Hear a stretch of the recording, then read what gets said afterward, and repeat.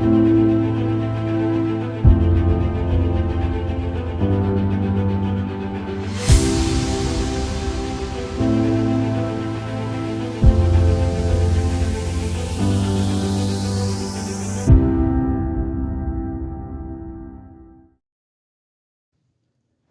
a crisis building in the American housing market right now, and most people do not fully understand where it's coming from or how bad it could get.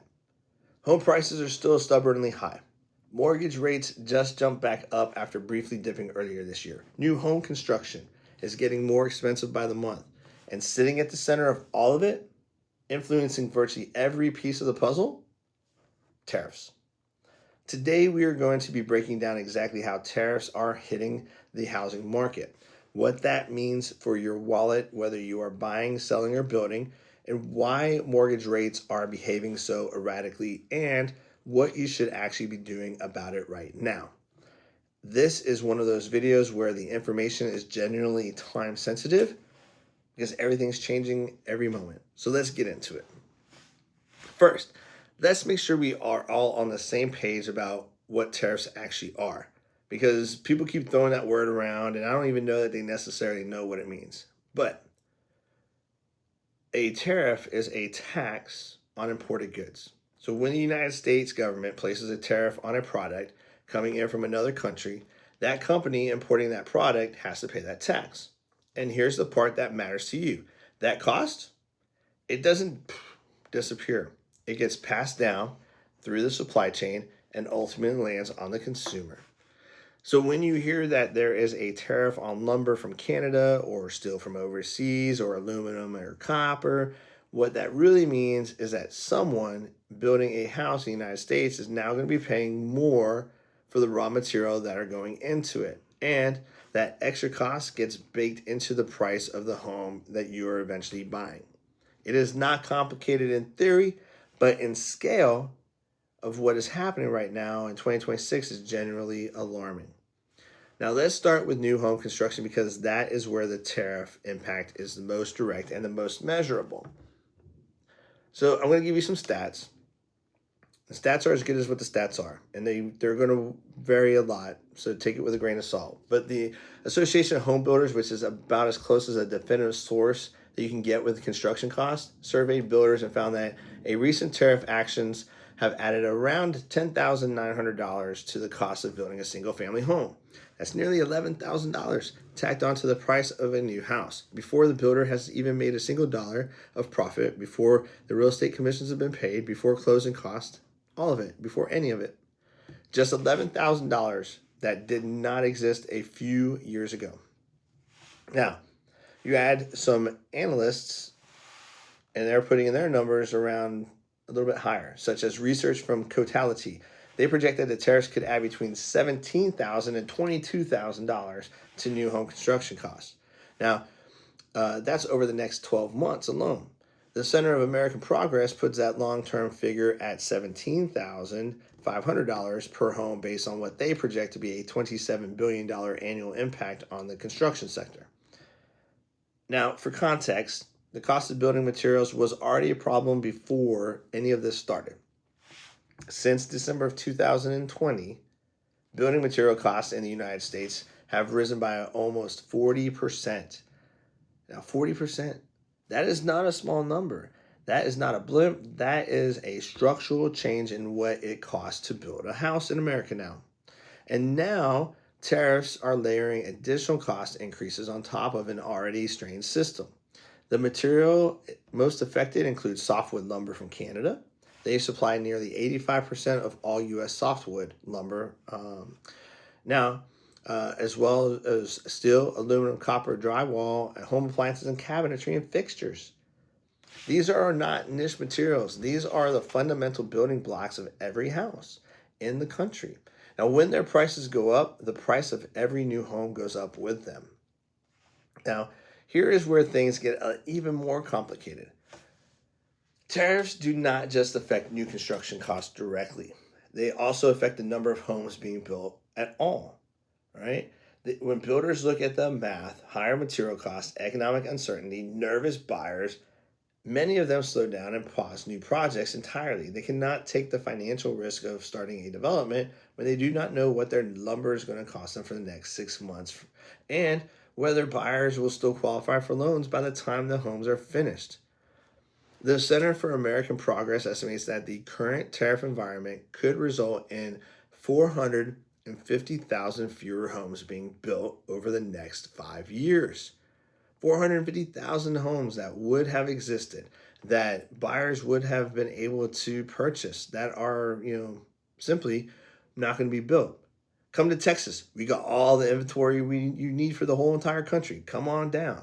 Now, in a country that was already suffering from severe housing shortages going through into this year, especially like on the East Coast and the Midwest, right? You cannot fix an affordability problem by building fewer homes. It is mathematically impossible. But if you come to Texas and take care of some of our inventory, that would be nice. And it is not just materials. There is a labor dimension to this story as well. The construction industry in the United States is heavily dependent upon immigrant labor. Let's be honest. They bring in a bunch of illegals to pay them cheap money to put the houses together. But when immigration enforcement tightens, as it has under current federal policy, and rightfully so, the available pool of illegal construction workers shrinks. And when illegal labor supplies drop, wages for those workers, for the legal workers, go up, which is a good thing for those individual workers, but it adds another layer of cost pressure to the builders. So you have a higher material cost from tariffs, higher labor costs from reduced illegal immigration, and rising economic uncertainty all hitting the construction industry at the same time. The builders who are still building are doing so in one of the most financially challenging environments the industry has seen in years. Now, let's talk about mortgage rates, because this is where a lot of people get confused. The connection between tariffs and mortgage rates, it's real, but it works in different ways. They're not intuitive to each other, and understanding it will help you make a much better decision. Most people assume that the Federal Reserve sets mortgage rates. That is not quite right. The Federal Reserve controls short-term interest rates, the overnight lending rate between banks, right? Mortgage rates, particularly the 30-year fixed rate, they follow the yield of a 10-year U.S. Treasury bond. And when that yield goes up, mortgage rates go up. And when that falls, they fall. So the question becomes, what do tariffs do to the Treasury yields? The answer is, well, it depends, right? So it depends on which effect wins. There are two forces that are pulling in opposite directions. One will, on one hand, tariffs are inflationary. When goods cost more because of the import taxes, inflation rises. When inflation rises, the Federal Reserve is less likely to cut interest rates and may even consider raising them. Higher rate expectations push Treasury yields up, which pushes mortgage rates up. This is the effect most people have heard about, and it is real. On the other hand, tariffs create economic uncertainty and recession risk. When investors get nervous about the economy, they often flee to safe assets, and the U.S. Treasury bonds are considered one of the safest assets in the world. When a flood of money pours into the treasuries, bond prices go up and the yields go down, which pull mortgage rates down. This is why you actually saw mortgage rates drop briefly earlier this year when tariff fears spiked. The recession trade kicked in and bond yields fell. Now, right now, both of these forces are active at the same time, which is creating a very erratic mortgage rate behavior that has been making buyers and sellers absolutely crazy. Think of Kramer coming through the door on Seinfeld, right? Just As of early April 2026, the 30-year fixed mortgage rate is sitting around 6.5%, up slightly from the lows we saw in February when rates briefly touched near 5.8%. That swing of nearly 70 basis points in a matter of weeks is not normal. That is tariff uncertainty playing out in real time in the bond market. And the Federal Reserve Chairman Jerome Powell has made it clear that the Fed is not in a hurry to cut rates, in part because tariff-driven inflation is keeping upward pressure on prices across the economy. The Fed officials have specifically described the risk of stagflation, which is the worst possible combination of slow economic growth and rising inflation. As higher, it's going to be higher than they would like. Stagflation is the nightmare scenario for the housing market, and it is not off the table. So let's zoom out and we'll look at what all of this means for the actual buyer and seller, because the macroeconomics can feel abstract until you connect them to real decisions people are having to make right now. For buyers, the picture is genuinely challenging but not hopeless. You are entering a market where new home prices are being pushed higher by material cost. Mortgage rates are more volatile than they have been in years, and the overall inventory of available homes, while better than it was a couple of years ago, is still constrained. The math of buying a home in 2026 is harder than it was in 2019 or 2020, and tariffs are a meaningful part of why. Now, according to Realtor.com's national forecast, inventory is up about 9% compared to 2025, which gives buyers more choices than they had. And the market is gradually shifting from a pure seller's market towards something more balanced. Here in Texas, we got a lot of buyer market, but that balance is fragile. If mortgage rates spike back about 7% and stay there, which is not a far-fetched scenario given the current trajectory, buyer demand pulls back quickly, transactions slow, and the market freezes up again. The practical implication for buyers right now is this: do not wait for the perfect conditions, but don't rush blindly either. If you can find a home you can generally afford and today's rates and today's price, the case for buying is reasonably solid.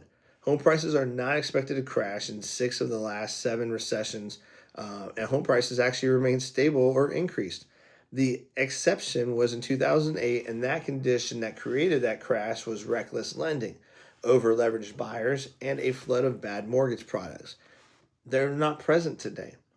What you are looking at in the current market is more likely to be a price stagnation or modest appreciation in most markets, not a dramatic collapse. But you need to make sure that you are stress testing your budget at current rates, not the rates you were hoping for in 3 months. For sellers, the dynamic is more nuanced than it might appear. On the surface, you might assume that higher construction costs for newer homes are good news for sellers of existing homes. And there is some truth to that. But when new homes get more expensive, existing homes become relatively more attractive to buyers who are price sensitive. But the flip side is that higher mortgage rates are suppressing buyer purchasing power at the same time. So a buyer who qualified for a $400,000 home when rates were at 5.8% may only qualify for a $370,000 home at 6.5%. That gap and purchasing power directly affects the pool of buyers who can afford your home. If you are selling in a current market, you need to be realistic about pricing. Homes that are priced sharply are still moving. Homes that are priced at what the market was doing a few months ago are sitting longer and increasingly facing price reductions before they close or cancel.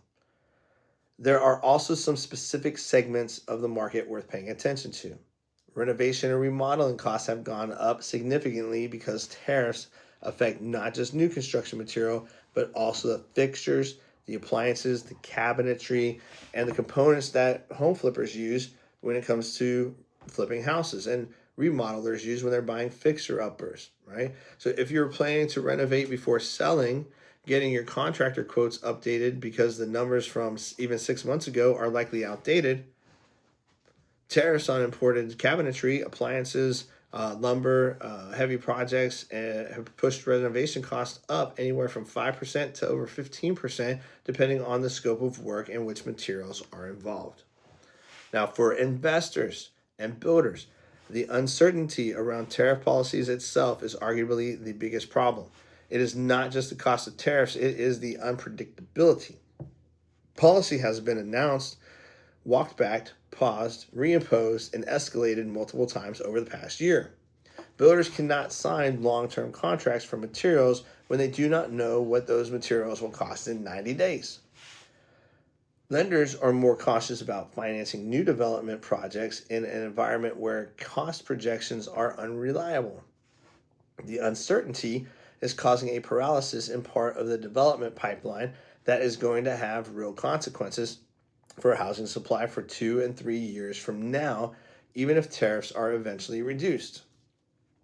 Now, the geographic impact of all of this is also uneven, which is something that buyers and sellers in different parts of the country need to understand. Markets in the Northeast, like Connecticut, New Jersey, Rhode Island, New York, Delaware, Maryland, they're actually holding up relatively well because they have structural demand and limited inventory regardless of tariff pressures. Markets in the Sun Belt, particularly parts of Texas, Arizona, and Florida that saw massive price run-ups during the pandemic years, are now facing tougher environments. We're all in buyer markets now. These markets had a lot of new construction in the pipeline, and builders are now dealing with the higher costs and softer demand simultaneously. Like Phoenix and Austin, which were two of the hottest markets in the country just 4 years ago, are now among the weakest performing markets nationally. San Antonio is horrible as well. The same demographic and economic tailwinds that drove their growth have shifted, and tariff-driven cost pressures are adding to the headwinds. There is one more piece of this story that is worth understanding, and it involves the political dimension. I'm not trying to be political here, but we're talking facts that are impactful here. The current tariff policy is explicitly framed by the Trump administration as being in the national interest, protecting domestic industries, reducing trade deficits, and bringing manufacturing back to the United States. And those are all valid and actual factual data. And there are legitimate economic arguments for some of these goals. But the housing sector is particularly poor suited to absorb tariff costs because it cannot easily substitute away from imported materials in the short term. You cannot replace Canadian lumber or overseas steel overnight. Shifting to domestic supply chains take years and significant capital investments. The National Association of Home Builders has been lobbying aggressively for exemptions on building materials from tariffs, arguing that housing affordability crisis is being actively worsened by the very administration that has said it wants to make housing more affordable. And I agree with that. Now, the contradiction is real, and it is something that deserves more attention than it is currently getting in the broader policy conversation. So where does all this leave us? The tariff situation and impact on housing is not a static story. It is going to evolve as trade negotiations continue, as the Federal Reserve makes its rate decisions over the coming months, and as we bring in a new Fed chair, as well as builders adjusting or failing to adjust to the new cost environment. So what we know right now is that new homes are more expensive than they were. Mortgage rates are more volatile than they have been in years, and housing supply growth is being constrained at exactly the moment when countries need it when the country needs it the most. And the economic uncertainty created by shifting trade policy is making every decision in the housing market harder than it needs to be. So if you're somewhere and there's a housing shortage, come to Florida, come to Texas, come to Arizona. We got plenty of properties now. Now, if you are buying a home, get pre-approved so you know exactly where you stand. Shop multiple lenders because rate difference between lenders are wider in volatile markets. And do not assume that waiting for rates to drop is a risk-free strategy because home prices could move against you while you wait. So if you are selling, price competitively from day one. Update any renovation quotes before you commit to improvements, and understand that your buyer pool may be smaller than it was even a few months ago. And if you're building or investing, build contingencies into your cost projections and stay close to your material suppliers so that you have early warnings when costs are going to be shifting. Okay? This story is far from over. As tariff policies continue to shift and the market responds to real time, we will keep breaking it down for you right here. I've done a video about what's going on in Iran and how it's impacting the market as well, so you might want to check that out. If this video gave you a clear picture of what is going on and what it means for your specific situation, please give it a like and hit that subscribe button so you can catch the next update. Hey, drop a comment and tell me, are you currently in the market trying to buy or sell, and how is that affecting you? What's it like in your market? Again, this is not a political post, so I don't want to see anti-Trump stuff. I don't want to see pro-Trump stuff. I want to keep it real estate related, okay? So thanks for watching. See you in the next video.